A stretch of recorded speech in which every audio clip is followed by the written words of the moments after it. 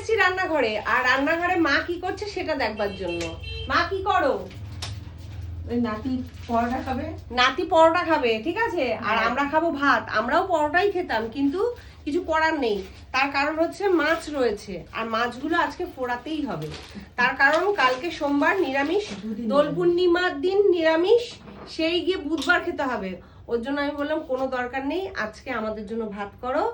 আর আমার ছেলে তো ভাত খাবে না, ছেলে বলছে আমি পরোটা খাবো। মানে ওর বায়নার শেষ নেই, ভাত খাবেই না বললো। তা ঠিক আছে তাই করা। আর মা বললো দিনের দায়িত্ব তুই নিয়েছিস, দিনের রান্না বান্না তুই করিস, রাত্রিবেলা আমি তোকে করতে দেব না, ঠিক আছে, রাত্রিবেলা আমি করে দেবো, তুই তোর কাজগুলো সার, তোর কাজগুলো কর। তা সেই মতনই মায়ের আজ্ঞা পালন করছি। মা এখন নিজে হাতে নাতির জন্য পরোটা বানিয়ে দেবে, আর আমাদের জন্য এদিকে ভাত বসিয়ে দিয়েছে। দুপুরের এতটুকু মতন ভাত আছে, ওই ভাতটা ভাতের মধ্যে দেওয়া হবে। তা এই হচ্ছে আজকে রাতে খাওয়া দাওয়া। আর দুপুরে তো মাছের ঝোল, বিট গাজর ভাজা, মুড়ি ঘন্ট সব রয়েছে। ওগুলো আজকে একদম পরিষ্কার করে ফেলতে হবে, কারণ কালকে নিরামিষ, পরশুদিন নিরামিষ। আর পূর্ণিমার দিন মানে দোল পূর্ণিমার দিন কাদের কাদের বাড়িতে নিরামিষ হয় আমাকে কিন্তু কমেন্ট করে জানাবে।